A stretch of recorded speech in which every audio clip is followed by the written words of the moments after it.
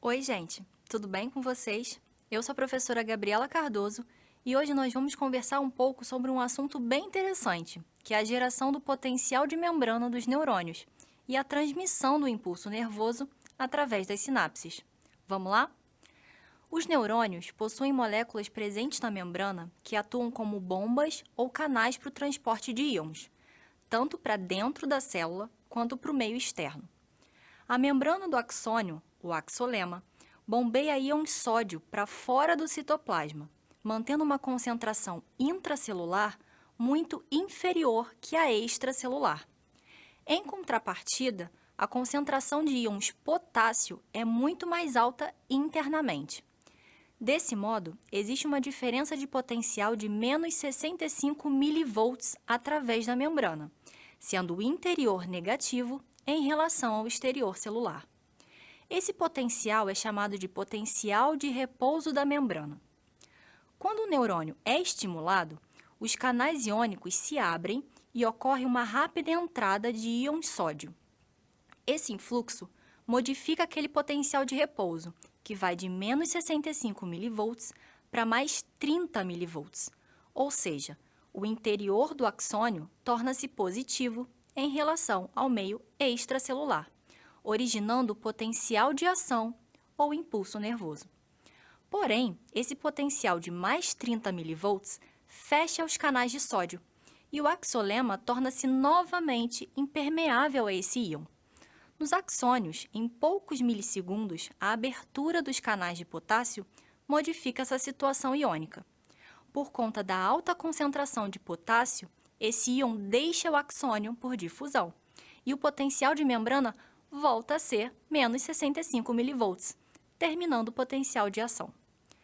A duração desse processo é bem curta, cerca de 5 milissegundos, e ocorre apenas em uma pequena área do axolema. Porém, é suficiente para que o potencial de ação se propague ao longo do axônio. Quando o potencial de membrana chega na terminação do axônio, há a liberação de neurotransmissores, que estimulam ou inibem outros neurônios e células, como as musculares e a de determinadas glândulas. Os locais de contato entre os neurônios e entre neurônios e as outras células efetoras que acabamos de comentar são chamados de sinapses. A função da sinapse é transformar um sinal elétrico, o impulso nervoso, do neurônio pré-sináptico em um sinal químico que atua na célula pós-sináptica.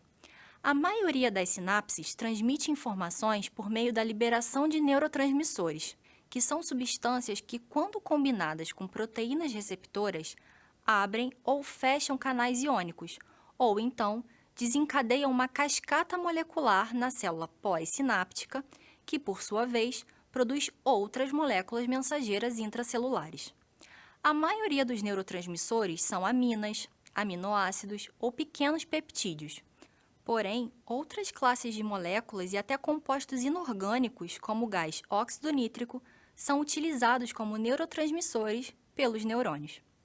A sinapse é caracterizada por um terminal axônico, pré-sináptico, que leva ao sinal, uma região na superfície da outra célula, o terminal pós-sináptico, onde é gerado um novo sinal, e um espaço bem delgado entre esses dois terminais, conhecido por fenda sináptica. De maneira geral, os neurotransmissores são produzidos no corpo do neurônio, armazenados em vesículas localizadas no terminal pré-sináptico e liberados por exocitose na fenda sináptica durante a transmissão do impulso.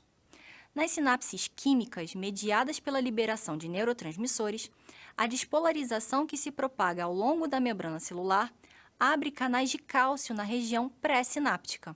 Com a entrada do íon, há a liberação das vesículas sinápticas contendo os neurotransmissores. Os neurotransmissores liberados interagem com os receptores presentes na membrana pós-sináptica, provocando a despolarização dessa região. Essas sinapses causam impulsos na membrana pós-sináptica, por isso são chamadas de excitatórias. Em outras sinapses, a interação do neurotransmissor com os receptores provoca uma hiperpolarização da membrana, sem que haja transmissão do impulso nervoso. Chamamos essas sinapses de inibitórias. Assim, as sinapses podem excitar ou inibir a transmissão do impulso, regulando a atividade neural. Após serem utilizados, os neurotransmissores são removidos rapidamente por degradação enzimática, difusão ou endocitose. Bom, gente, chegamos ao fim da nossa conversa sobre potenciais de membrana e sinapses. Espero que esse assunto tenha despertado a curiosidade e o interesse de vocês. Obrigada pela companhia, bons estudos, um abraço e até a próxima!